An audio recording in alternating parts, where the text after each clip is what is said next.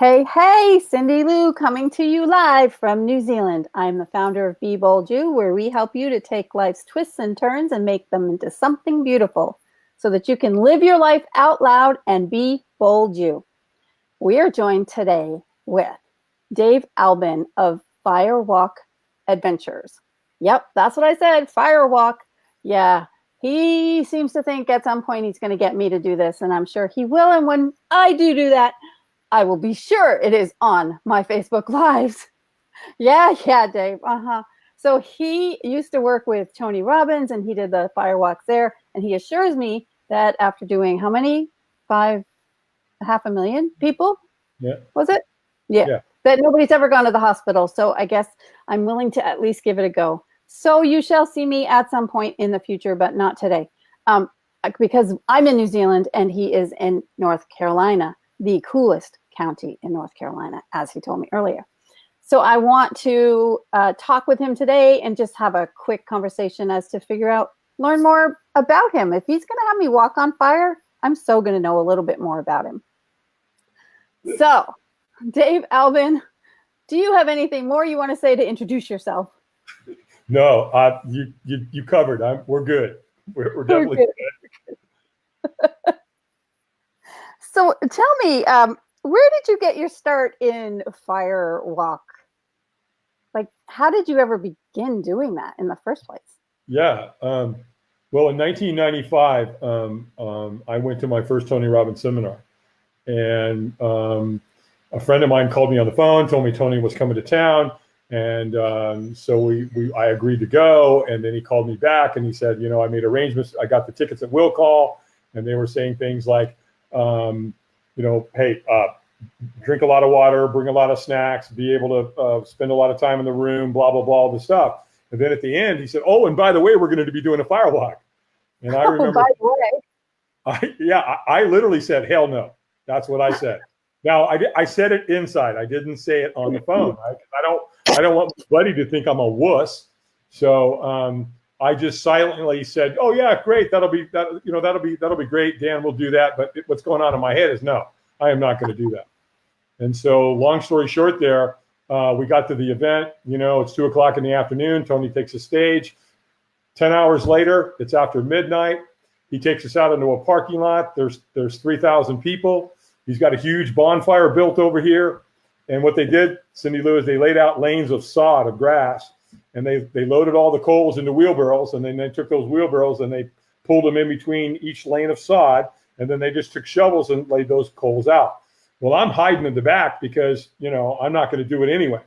Well, it was a great idea, but a bad strategy because Tony's people know where all the cowards are. They're in the back.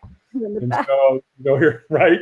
So here comes this guy, and he sees me, and he locks eyes with me, and he kind of walks up, and he goes, "Are you okay?" Because I obviously didn't look very good. And I said, of course, when we're not okay, what do we say? I'm like, "I'm fine," right? Oh. Right. And then he said, "So are you going to walk tonight?" And I went, "Absolutely not." And he said, "Well, hey, that's cool. That's not a problem. We don't want you to do anything you don't want to do." And I kind of fell for that. I went, "Oh, I like this guy because, he's my ticket out of here." But then something shifted. He got me. And because what he did is he asked me a question. One stranger, one question completely transformed my life. And that was, "Wouldn't you at least like to watch?" And I said, "Yeah, I would." And so he said, "Well, you're going to have to get in line because you can't see from 200 yards away." And so it was telling the truth. And I got in line. And the next thing I know, I'm there. It's my turn to walk. And I'm staring at the coals, and I'm scared to death. And I'm staring at them. And you're not supposed to do that.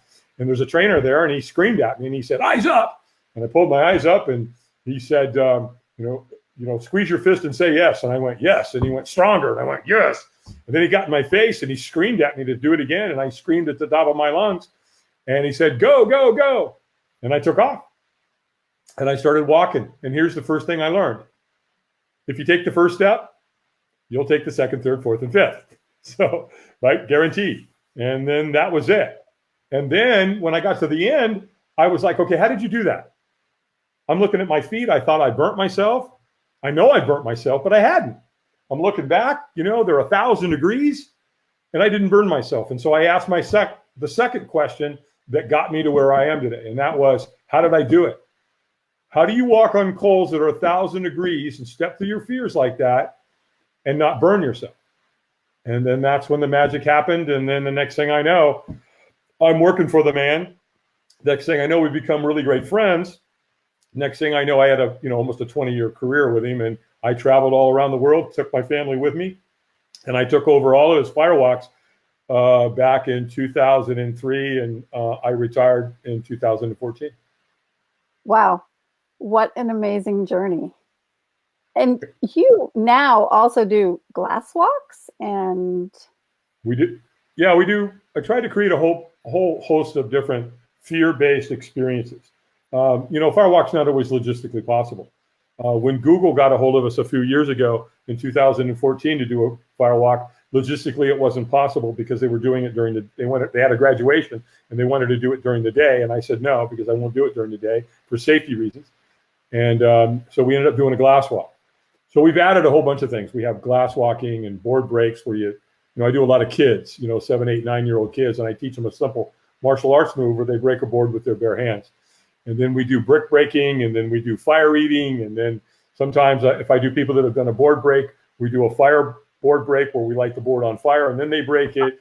And then if they come to my area here, we have race car driving, and we have rappelling, and we have fly fishing. And so I have a whole bunch of different, just really awesome corporate team building stuff. So coming to your area, I want to do the racetrack so bad. Yeah, Charlotte Motor Speedway. Richard Petty experience. It's right there. So yeah, they'll run you out there about 145 miles an hour on the speedway. So it's a lot of fun. And if you've never done 150 miles an hour in a race car, it can be a pretty cool experience. Yeah, definitely would feel a rush on that one. Yeah, you do. Yeah, you do.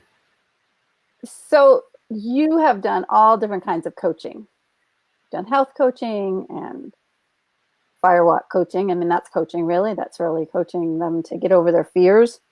And now you're doing credit coaching, or you've done credit coaching for a while? I have. And about 2 years ago, I got involved with an organization, with a company that a husband and wife team that wrote a book. And the book is spectacular. And basically it teaches you all the little secrets that the credit bureaus and the credit cartel, if you will, hide from you. And of course, they don't teach credit. Where do you learn it? You don't, unless you learn it from your parents or something. And where do they learn it, right? So it's not something you can go to a university or high school and learn it. And yet, it's literally one of the most important components of your entire business life and your regular life. And if you don't learn it, you're going to lose tens, maybe hundreds of thousands of dollars. So I not only learned it, I mastered it, and now I help coach people, and we have all the tools. We've got a really great book, and it's inexpensive. And if you read the book and you do what the book tells you to do, it works. It's that simple, because we're using the laws and the rules and the regulations against them. And most of the debt collectors and a lot of the creditors just don't play by the rules. They don't care, because they make so much money that it doesn't really matter. So when a few people like us come along and we smack them, then, they're like, so what? They appropriate money to deal with people like us, because they know that they're going to make so much money. So who cares? They don't. So, but can it make a difference in your life? I mean, I've had people that come in with their credit was so bad they needed a cosigner to pay cash, and within a short amount of time, they're buying a house and they've got a 750 credit score. So we got so good at it that we made a Larry King infomercial, and that infomercial we've literally had hundreds of thousands of people save themselves from the credit cartel. That's awesome. So where do you see yourself going next? Do you see yourself focusing on the credit or doing both? Well, 30 years ago when I got sober in AA, I remember very early on learning that I was one of the best coaches in the room, because I had 2 days sober, or a week or 2 weeks. The guys that had 30 years and you came in, you couldn't relate to them. 30 years? Are you kidding me? Oh, you have 3 days? I want to talk to you. How did you not drink for 3 days? So, right. So, one of the creeds inside of AA is that what they teach us is that when anyone, anywhere, anytime comes to the door and they reach out for help, they want the hand of AA to be there. And for that, I'm responsible. So because I have become so good at the credit, I do feel a responsibility to help people in our country, because a lot of them are getting their butts kicked, and they don't know what they don't know. It's just not their fault. And so, I'm here to teach them. I'm here to coach them. And if they'll just do what success leaves clues, Cyndilu, right? So Yeah. if they'll do what we teach them to do, then they're going to get favorable results. So my passion, my love, it's the firewalking and it's my corporate team building stuff. So it'll probably be, a combination of that. And then of course, I also am pretty well dialed in with health and wellness and weight management. So that's something too. So it'll probably be an incorporative, maybe a little bit of all of that. I don't know how it's all going to play out. I'm just going to ride the wave right now, because it's a lot of fun. Take the next step. Take the next step. Just keep taking the next step. Yeah, absolutely. So, so you got started in coaching actually through AA. Well, I literally started sponsoring people back in 1988. I got sober on June 8th of 1988. So within 30 days of that, I was already helping people, and I was going within the first 6 months. I was going into prisons. I was sponsoring people. I was all in. Total immersion, because my life was on the line and I knew it. So bottom line is that I jumped in with both feet, and I've never looked back since. So that moment, gave me my life back. But it's interesting, because part of that is the reason that I got in with Tony Robbins. Because the reason I got in with Tony Robbins is I was up late one night watching an infomercial, because I had insomnia when I first got sober. And I saw a Tony Robbins infomercial, and I bought the little program that came on these little white things called cassette tapes, right? That tells you how old it is, right? And so that's how I got introduced to Tony. And then that was in 1988, 1989, and then 1995, I went to my first firewalk. So do you think that there's a lot of people that are struggling with credit who would actually benefit by doing a firewalk or something, because they're actually afraid to even face the creditors? Well, there is that. Anybody's going to benefit from firewalking. If you want to go see a firewalk and you want to get an idea what it's like, go Google Oprah and go watch her firewalk with us. It captures what somebody goes through. And here's the interesting part. The fire doesn't care who Oprah Winfrey is, right? The fire doesn't care who Dave Albin is. The firewalk doesn't care who the Cherokee Indians are, or the Tahitians, or the Europeans, or the Hawaiians, or the Polynesians. These people in these cultures have been using firewalking as a rite of passage and as a spiritual connection between the tribe for thousands of years. All I'm doing is kind of taking a little bit of that, and then taking some of Tony Robbins and myself and the Cherokee Indians, or the Native American Indians, and bringing that all together and just creating a real powerful experience. And so that in and of itself is really what's going to happen, because, when you walk on fire, I've watched thousands of people change right there just before my very eyes. And that's what happened to me. That, my first firewalk, I watched 3,000 people do it. The next morning when they came in, right, Cyndilu, there was 3,000 people, and they were all different. They were at a different place. Their consciousness was raised, their self-worth, their self-confidence, their self-esteem, all of it went up. And that's when my brain went, wow, that was powerful, because it affected almost everybody. Certainly everybody that walked, and it affected people that even watched and didn't walk, because your brain still saw it happen, right? Right. So, sometimes you can learn a lot by just watching. Well, that's what I was going to say. Not everybody's going to be able to physically do a fire walk. Because there are not that many people in the world that are doing them. Well, I suppose if it came to you, maybe. Do you have them at your place where you just have a fire walk in your backyard, or what? I've had, the biggest fire walk I ever did. We set a world record in 2005 in London. We did 12,300 people. I had a lady call me from Florida. She was a very successful real estate agent down there, and she wanted to do a firewalk, and she wanted to hire me, just her and me. She brought a photographer and a videographer with her.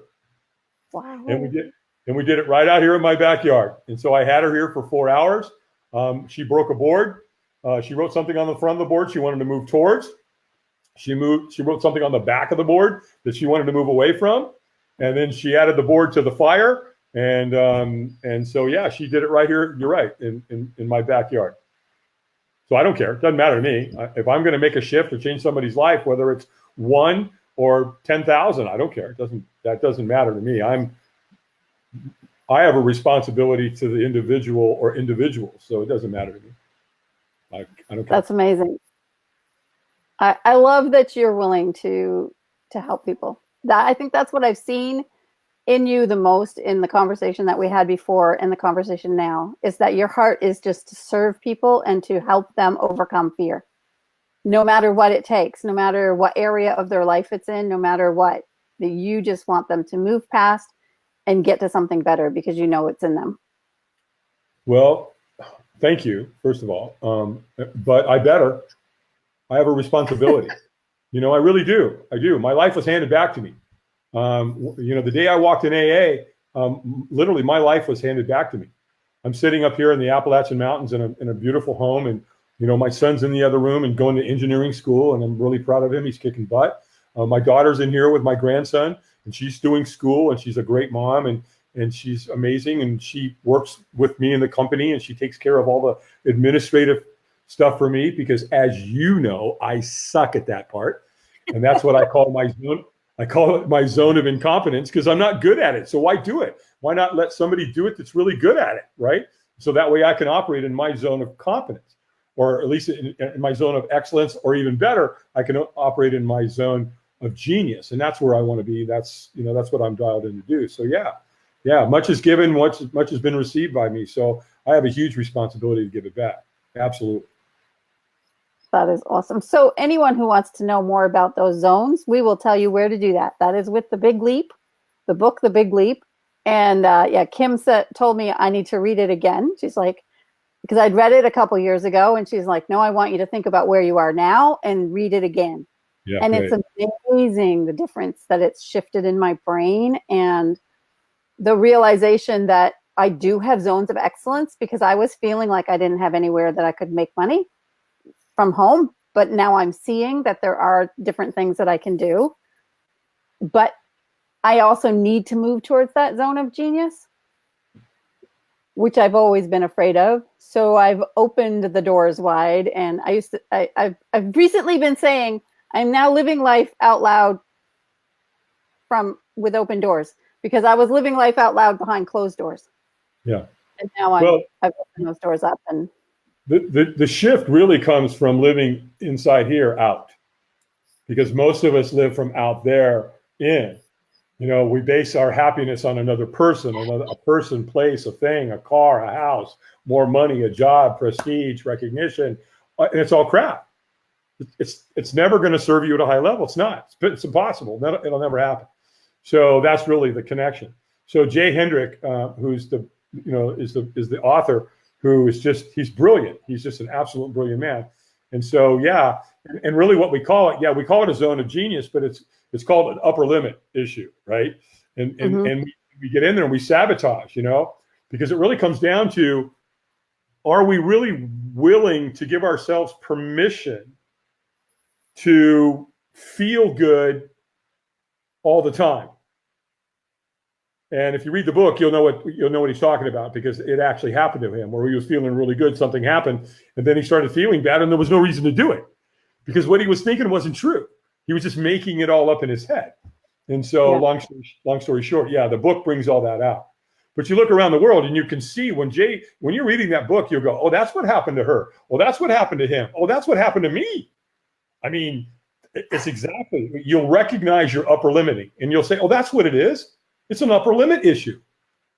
And so again, it really just comes down to giving yourself permission to live every day. I feel good. And it really comes down to those three things. Am I willing to increase the amount of time every day that I feel good? And then, and then you continue to increase that is really what happens. So it's a great book. You guys will really, really benefit. It's one of my favorite. I mean, I got a lot of favorite books, but man, this one I've got it on auditory. I listen to it all the time, and I just continuously take myself through that loop, listening to it. Well, because the thing is that we get to one upper limit and break through, and then there's another one that will come up and find its way into our life. So it's not a once and over thing. Yeah, it never stops. There's no destinations here. It's just a continual thing, because then you can shift it on to other areas of your life. Because at the end of the day, where do you want to be dialed in? You want to be dialed in emotionally, spiritually, physically, financially, and where do all those come together at the same time? Because when you're living in your zone of genius, here's what happens. Love, creativity, and abundance come together at the same time. And that's where achievement and fulfillment collide. Because how many of us are out there and we achieve at a high level, but we don't feel fulfilled? In Tony's world, in proximity, I met a lot of millionaires and billionaires, and they were some of the most miserable people I ever met in my life. They had all this money, but they never felt fulfilled. And so, like Robbins will say, he says it all the time, achievement without fulfillment is total failure. And so there's a lot of truth to that. So what I love about the book is that there's some real easy steps and some things that you do in practice, and it's really easy. It's so simple to do. The flip side to that is sometimes when things are really easy to make change in your life and they're really easy to do, they're also really easy not to do. Yeah, that's exactly right. So true. So careful. True. The mundane, the mastering the mundane, if you will.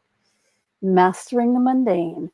Well, I have a feeling I could probably ask you questions all night long or all afternoon long, depending on which side of the country or world you're on, top or bottom, right or left. So I'm going to wrap this up by asking you my 10 questions that I ask everybody. I don't know if you've ever seen the Actors Studio where he has like those 10 questions at the end. Well, anyway, this is my... Yeah, I love that show. That was great. Yes. So this is my 10 questions that I ask everybody who's on my podcast. So do you consider yourself more introverted or extroverted? Introverted. Intro, you said? Introverted, yeah. Okay. That's amazing. Almost everybody I have talked to is introverted. Is this Cyndilu's personal Myers-Briggs way of... What phrase or quote encourages you the most? I'm sorry, say that again. What phrase or quote encourages you the most? I've got one that I really kind of go with myself, and it's kind of my own, and I really like it. It came to me, and that is, stop looking for heroes and be one. Nice. I love that. What's your favorite color? Purple. Nice. It's a good color. And what energizes you? Just my life in general. I've been blessed, and so I've had the ability to keep myself in the truth. I do a pretty good job of not bullshitting myself and lying to myself about what's going on in my life. I heard someone say one time that life is never as good as it seems. Life is never as bad as it seems. Reality is somewhere in the middle. So stay with the truth. So I think for me to be dialed in with that has been a really strong part of who I am. Self-awareness is something that actually I think some people need coaching on, how to be self-aware, how to be aware of what you're thinking and what's going on in your brain subconsciously, and how to bring that to the conscious so that you can actually choose what you want to do rather than going with the default that your subconscious thinks you want to do. Well, and there's a lot of things you can do with that. Like for example, I've got essential oils around me at all times. I love meditation. I like doing things that make me happy and bring joy and happiness to my life. And I love to encourage people. And so that I've got a gift with that. I've got a gift to inspire. So, why not use it? I mean, again, so it's just, it helps keep me centered and balanced. What has been your favorite age? My favorite age? Gosh, I don't even know.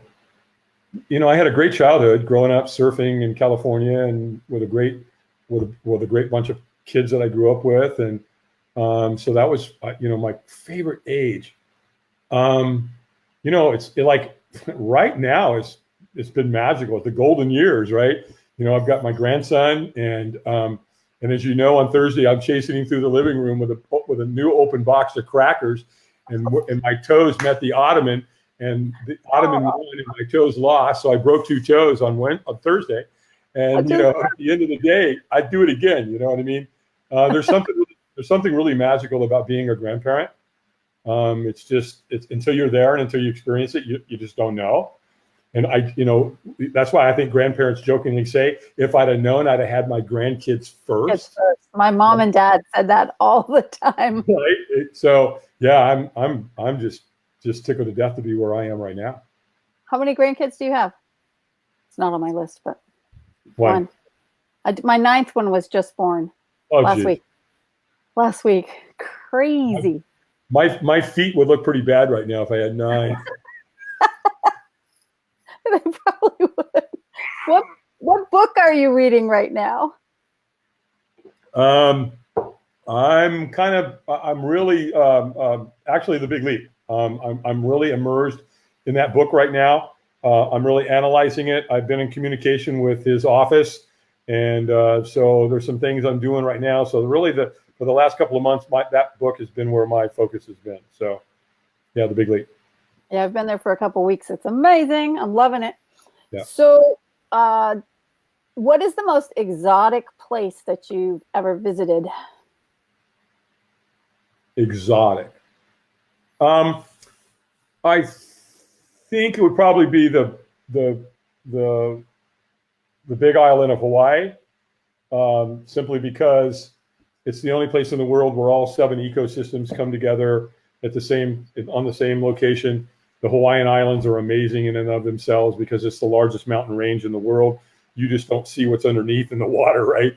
I think if I read it correctly, the Hawaiian Islands are twice as tall as Mount Everest.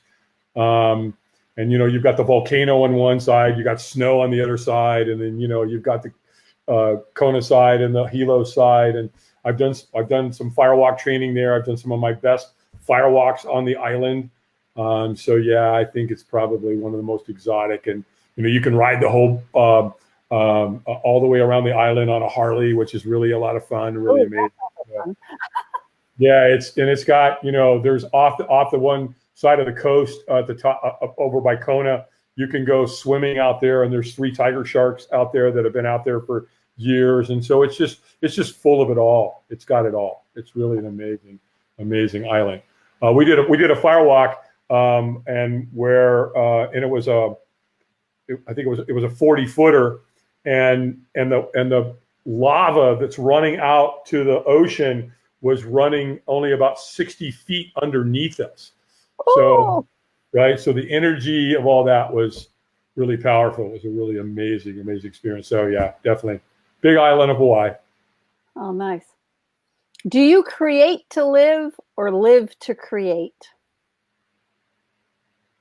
Well, it sounds flowery to say that I create to live, but I think I actually I live to create. Simply because my creativity side is a part of me that I have to really work hard at. I'm really good at drawing a stick man, just so you know. I'm competitive when it comes to drawing that. I think really my creativity really comes from my playfulness and my sense of humor, and keeping things light and that kind of thing. So yeah, I think I live to create. I would agree with that. Name the person who has had the most influence on your life, and they could be dead or alive. So it could be somebody who's like Socrates, or certainly Christ stands out. His teachings and all that he did. And I'm not talking from a religious perspective. I'm just talking about take the Bible, learn about this man and what he did and what he accomplished and the stories and so on. Yeah, definitely. The principles work. Yeah, exactly. I mean, I'm not a churchgoer. I don't go to 501(c)(3)s in the United States. I don't believe in those churches. It's not my thing. Religion is not my thing. Politics is not my thing. Republicans or Democrats, that's not my thing. So I stay away from stuff like that. But again, definitely the biggest influence would be Christ. And what one word describes you best?